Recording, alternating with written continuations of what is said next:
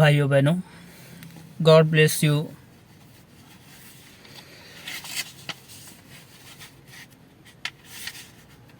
भाइयों बहनों, मैं आज आपके साथ एक महत्वपूर्ण विषय साझा करने जा रहा हूं। कृपया ध्यान से सुनिए और समझिए। सबसे पहले हम हमारे उद्धारकर्ता, जो हमारे सृष्टिकर्ता परमेश्वर है, हम उनको धन्यवाद, महिमा, स्तुति और आदर चढ़ाते हैं। आमीन। भाइयों बहनों, मेरा आज का विषय है सबत के दिन को पवित्र मानो। क्योंकि भाइयों बहनों, परमेश्वर ने खुद सबत के दिन को नियुक्त किया है और उसे आशीष दी है। तो भाइयों बहनों, हम ज़्यादा एक्सप्लेन नहीं करेंगे, खाली पवित्र वचनों को पढ़ेंगे और समझेंगे कि बाइबल हमें क्या सिखाना चाहती है। जो हमारे एलोहिम परमेश्वर है, वो हमें क्या बताना चाहते हैं। हम इसके लिए बाइबल के द्वारा पुष्टि करेंगे कि बाइबल हमें क्या सिखाती है। तो भाइयों बहनों, सब तैयार हैं पुष्टि करने के लिए। परमेश्वर बोलता है मेरी खोज करो, तो हम परमेश्वर की खोज करने के लिए निकले। तो सबसे पहले हम जाएंगे प्रकाशित वाक्य की किताब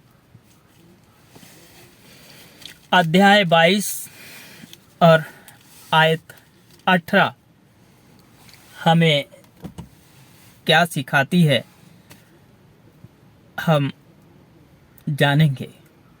मैं पढ़ता हूं। मैं हर एक को जो इस पुस्तक की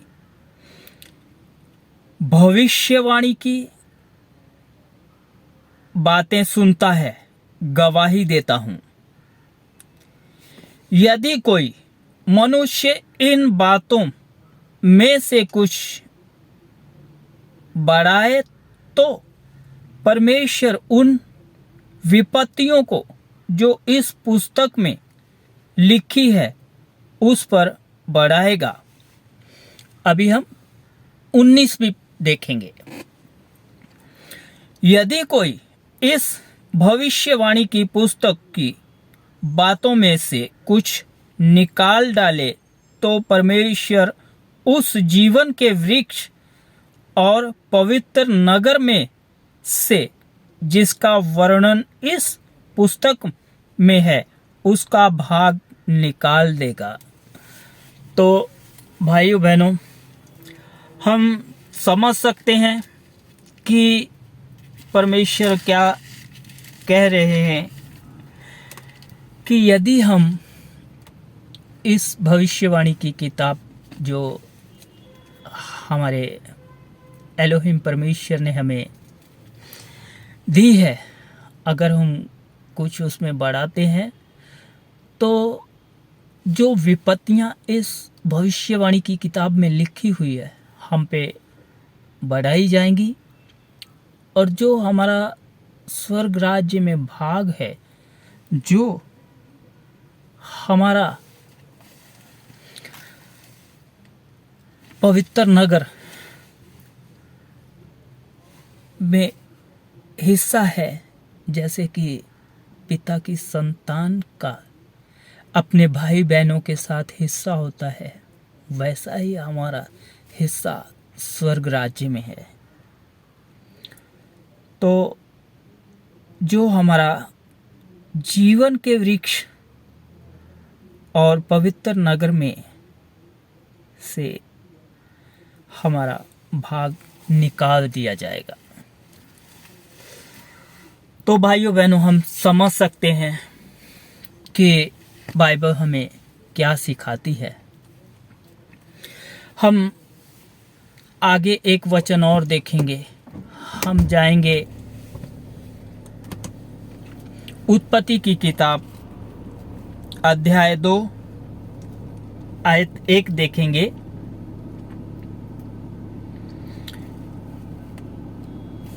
जो आकाश और पृथ्वी और उनकी सारी सेना का बनाना समाप्त हो गया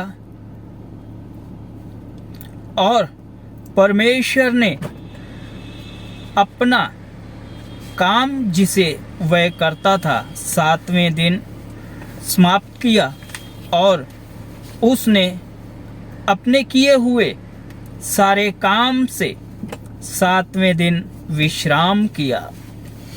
तो भाइयों बहनों, यहाँ पे हम समझ सकते हैं कि जब परमेश्वर ने 7वें दिन खुद विश्राम किया है तो क्या हमें नहीं करना चाहिए?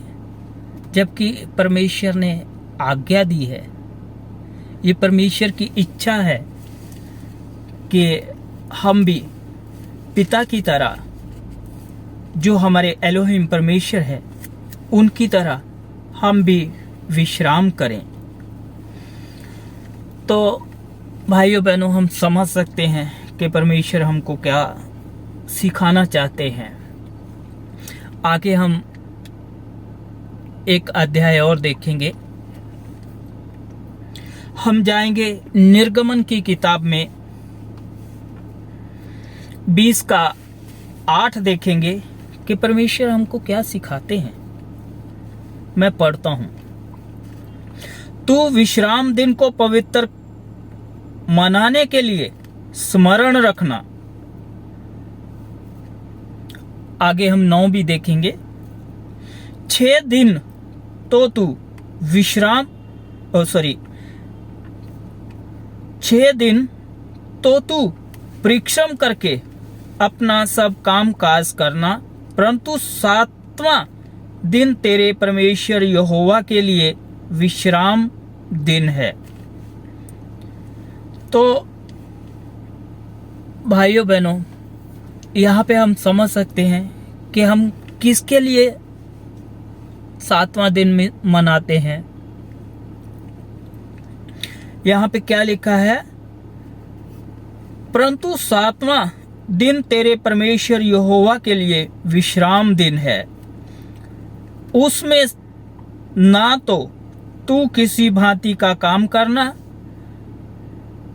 काज करना, और ना तेरा बेटा, ना तेरी बेटी, ना तेरा दास, ना तेरी दासी, ना तेरे पशु, ना कोई परदेसी जो तेरे फाटकों के भीतर हो। तो भाइयों बहनों, हमें परमेश्वर क्या सिखा रहे हैं यहाँ पे कि सबात का दिन जो है, विश्राम का दिन जो है, हमारे लिए कितना महत्वपूर्ण है। तो हमें इस चीज को समझना चाहिए कि परमेश्वर ने अगर हमको कुछ आज्ञा दी है, मान लीजिए हमारे माता पिता है, सांसारिक माता पिता है, अगर हमको वो कुछ कहते हैं तो हमारा हक बनता है कि हम उनकी आज्ञा का पालन करें। तो वैसे ही वो तो हमारे स्वर्गीय माता पिता है, वो हमारे आत्माओं के माता पिता है। तो क्या हमें उनसे भी बढ़कर नहीं करना चाहिए? कि हमारे स्वर्गीय माता पिता ने हमको आज्ञा दी है तो हमें वो सबात का दिन, विश्राम का दिन मनाना चाहिए। तो भाइयों बहनों, हम आगे एक और आयत देखेंगे। हम जाएंगे मरकुस की किताब अध्याय 16 आयत 9 में देखेंगे कि परमेश्वर हमको क्या सिखाते हैं। सप्ताह के पहले दिन भोर होते ही वह जी उठकर पहल मरियम मगदलिनी को, जिसमें से उसने 7 दुष्ट आत्माएं निकाली थी, दिखाई दिया। आमीन। तो भाइयों बहनों, सप्ताह के पहले दिन सब ईसाई लोग सब जानते हैं कि सप्ताह का पहला दिन कौन सा है और परमेश्वर किस दिन जी उठे। तो फिर हमें समझना चाहिए कि परमेश्वर ने हमको क्यों 7वां दिन मनाने के लिए बोला गया है, जबकि सब 99% ईसाई लोग सबत को नहीं मनाते, सबत का दिन नहीं मनाते, 7वां दिन नहीं मनाते। भाइयों बहनों, अपने घर पे कैलेंडर रहता, तो भाइयों बहनों अपने घर में कैलेंडर रहता है, आप उसमें देख सकते हैं, पुष्टि कर सकते हैं कि 7वां दिन कौन सा है। सब लोग जानते हैं, ईसाई लोग जानते हैं कि प्रभु यीशु मसीह मुर्दों में से जिंदा कौन से दिन हुए। सप्ताह के पहले दिन, जबकि रविवार था, तो हम सबत का दिन रविवार करके क्यों मनाते हैं? इसका मतलब है हम परमेश्वर के विरुद्ध चलते हैं। तो भाइयों बहनों, आगे हम एक आयत और देखेंगे। हम जाएंगे निर्गमन की किताब अध्याय 31 आयत 13 देखेंगे कि परमेश्वर हमें क्या सिखाना चाहते हैं।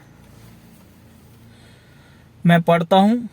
तू इस्राएलियों से यह भी कहना, निश्चय तुम मेरे विश्राम दिनों को मानना, क्योंकि तुम्हारी पीढ़ी में मेरे और तुम लोगों के बीच यह एक चिन्ह ठहरा है, जिससे तुम यह बात जान रखो कि यहोवा हमारा पवित्र करने हारा है। अभी कुछ समझ में आया कि परमेश्वर कौन है? परमेश्वर हमारा उद्धार करता है, वही हमको पवित्र करता है, वही सृष्टि करता है। तो हमें क्या उसकी आज्ञा का पालन नहीं करना चाहिए? तो भाइयों बहनों, मैं ज़्यादा बड़ा एक्सप्लेन नहीं करूँगा क्योंकि वीडियो बहुत लंबा हो जाएगा। मैं शॉर्ट में खाली वचनों को पढ़ूँगा या थोड़ा सा एक्सप्लेन करूँगा। हम आगे एक और किताब देखेंगे। हम जाएंगे लूका की किताब में। लूका की किताब में जाएंगे हम, और लूका की किताब अध्याय 4 आयत 16 में देखेंगे कि परमेश्वर हमको क्या सिखाते हैं।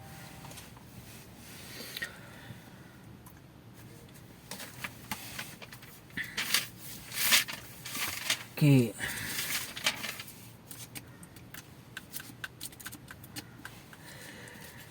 परमेश्वर हमसे बहुत प्रेम रखते हैं, इसके लिए हम पापियों को उन्होंने क्षमा किया।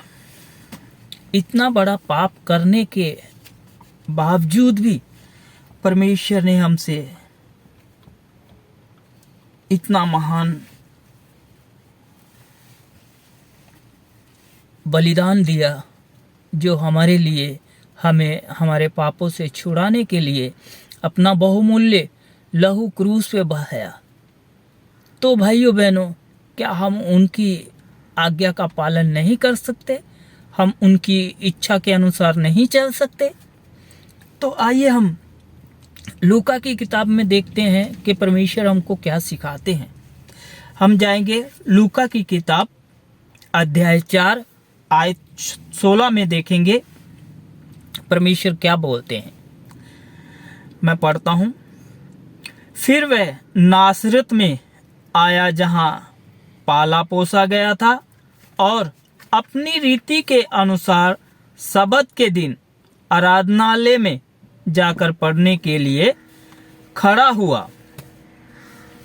तो भाइयों बहनों, जब परमेश्वर ने खुद सबत का दिन मनाया है तो फिर क्या हम नहीं मना सकते? जबकि परमेश्वर ने हमें आज्ञा दी है कि तुम लोग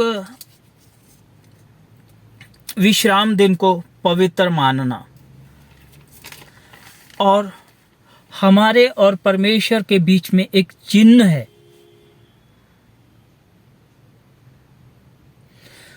तो क्या हम लोग विश्राम दिन मनाते हैं? सभी मेरे मसीह भाई बहन ईसाई लोग बहुत गर्व से बोलते हैं कि हम परमेश्वर से प्रेम रखते हैं। प्रेम ऐसा रखा जाता है कि हम अपने माता पिता की आज्ञा का पालन न करें? इसे प्रेम कहा जा सकता है? नहीं, ये प्रेम नहीं है मेरे भाइयों बहनों। प्रेम वो है जो परमेश्वर के साथ साथ चलते हैं, जो परमेश्वर की इच्छा के अनुसार उनकी आज्ञा का पालन करते हैं। तो भाइयों बहनों, आइए हम एक आयत और देखते हैं। हम जाएंगे प्रेरितों की किताब अध्याय 17 आयत 2 देखेंगे। मैं पढ़ता हूं।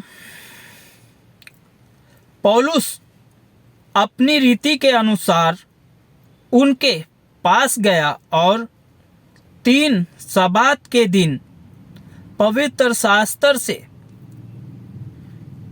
उनके साथ वाद विवाद किया। हम आयत 3 भी देखेंगे। और उनका अर्थ खोल कर समझाता था कि मसीह जो दुख उठाना और मरे हुओं में से जी उठना अवश्य था, और यही यीशु जिसकी मैं तुमसे कथा सुनाता हूं मसीह है। तो भाइयों बहनों, जो पौलुस था, प्रेरित पौलुस परमेश्वर का एक शिष्य था जिसको हम चेला बोलते हैं। तो प्रेरित पौलुस ने भी सबात के दिन को मनाया, विश्राम दिन को मनाया। तो क्या भाइयों बहनों हम लोग उनसे बड़े हो गए कि हम सबात नहीं मना सकते? भाइयों बहनों, हम उनके जैसे कभी नहीं हो सकते। पता है उन लोगों ने कितने कष्ट, कितनी यातनाएं झेली है स्वर्ग राज्य में प्रवेश करने के लिए, अपने माता पिता का आदर करने के लिए, उनकी आज्ञा का पालन करने के लिए। उन्होंने क्या कुछ नहीं झेला। प्रेरितों के जैसे हम कभी नहीं हो सकते। भाइयों बहनों, हमको थोड़ा सा दुख हो जाता है, तकलीफ हो जाती है या कोई बीमारी आ जाती है, तो हम लोग क्या सोचते हैं? हमारी सोच कैसी है? हम बोलते हैं हम परमेश्वर का इतना नाम लेते हैं, हम इतनी प्रार्थनाएं करते हैं, तो हमको दुख क्यों आते हैं, कष्ट क्यों आते हैं? परमेश्वर क्यों कष्ट देते हैं? आपको पता है? इस चीज को हम लोग क्रूस बोलते हैं। जैसे परमेश्वर ने कहा, मेरे पीछे आना है तो अपना अपना क्रूस उठा के आओ। हमारे लिए यही क्रूस है जो हमें धैर्य से, नम्रता से अपने क्रूस को उठाकर चलना है परमेश्वर के पीछे। हमें इसे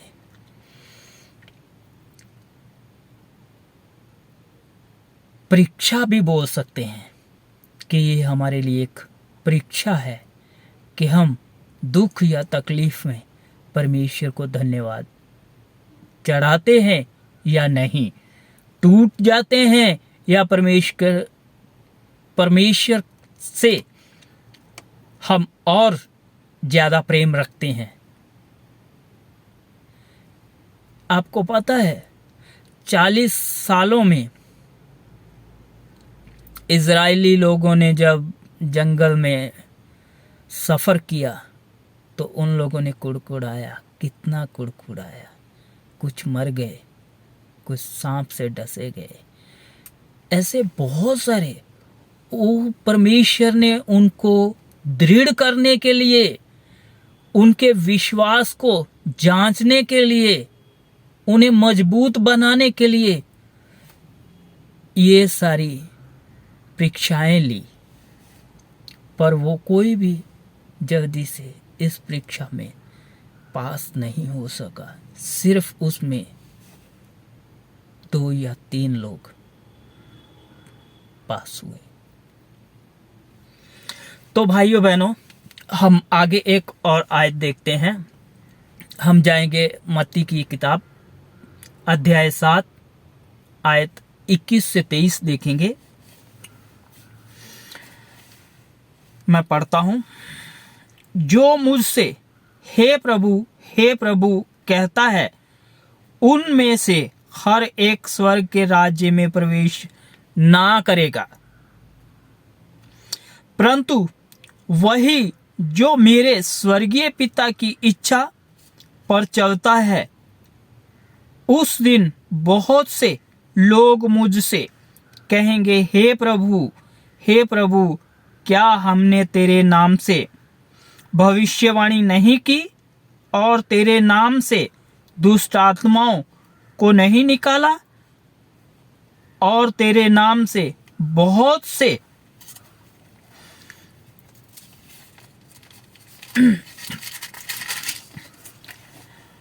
आश्चर्य कर्म नहीं किए? तब मैं उनसे खुलकर कह दूंगा, मैंने तुमको कभी नहीं जाना। हे कुकर्म करने वालों, मेरे पास से चले जाओ। तो भाइयों बहनों, अभी यहाँ पे परमेश्वर हमें क्या सिखा रहे हैं और बाइबल में क्या लिखा हुआ है? हे प्रभु करने वाला हर एक स्वर्ग के राज्य में प्रवेश नहीं करेगा, क्योंकि जब तक हम परमेश्वर की इच्छा के अनुसार उसकी आज्ञा का पालन नहीं करते, तब तक हम स्वर्ग के राज्य में प्रवेश नहीं कर सकते। क्योंकि भाइयों बहनों, यहाँ पे स्पष्ट लिखा है कि जो भूत प्रेत निकाल रहे हैं, दूसरों को चंगाई दे रहे हैं, वो भी अच्छा काम कर रहे हैं, पर वो परमेश्वर की इच्छा के अनुसार उसकी आज्ञा का पालन नहीं कर रहे। यहाँ पे इसके लिए लिखा है, हे कुकर्म करने वालों, मेरे से दूर चले जाओ, मैंने तुमको कभी जाना ही नहीं। तो भाइयों बहनों, हम समझ सकते हैं कि परमेश्वर हमसे क्या चाहते हैं। तो हमें केवल परमेश्वर की इच्छा के अनुसार उनकी आज्ञा का पालन करना है और स्वर्ग राज्य में प्रवेश करना है। तो भाइयों बहनों, मैं आज का टॉपिक यहीं पे समाप्त करता हूं। और आप सबसे उम्मीद करता हूं, आशा रखता हूं आप सबसे कि आप इन वचनों को जरूर सुनेंगे और समझेंगे। अगर आप एलोहिम परमेश्वर से, हमारे जो उद्धारकर्ता परमेश्वर है, पिता परमेश्वर और माता परमेश्वर, अगर आप उनसे प्रेम रखते हैं, आप विश्वास करते हैं कि हमारा उद्धारकर्ता परमेश्वर, हमारा सृष्टिकर्ता परमेश्वर हमारे लिए बलिदान कर सकता है, तो क्या हम उनकी इच्छा के अनुसार उनकी आज्ञा का पालन नहीं कर सकते? अगर आप परमेश्वर से प्रेम रखते हैं तो मेरे इस वीडियो को जरूर देखिए और ध्यान से समझिए।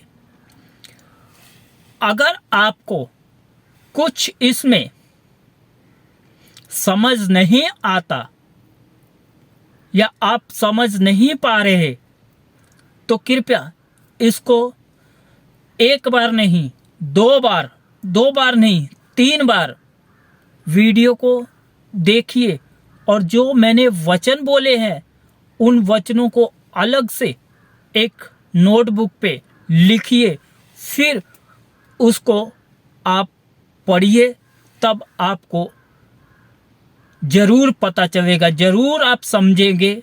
ये परमेश्वर आपको आशीष देगा कि आप इस चीज को समझ सकें। भाइयों बहनों, मैं आपसे अभी विदा चाहता हूं। कृपया अगर आपको कुछ इसमें समझ आता है, आपको ये वीडियो अच्छा लगता है, तो आप लाइक जरूर कीजिए और हो सके तो सब्सक्राइब भी कीजिए, ताकि मैं अगर कोई वीडियो बनाऊं तो आप तक मेरे एलोहिम परमेश्वर की ओर से, उनके अनुग्रह से, उनकी दया से आप तक जरूर पहुंचे। आमीन। गॉड ब्लेस यू भाइयों बहनों।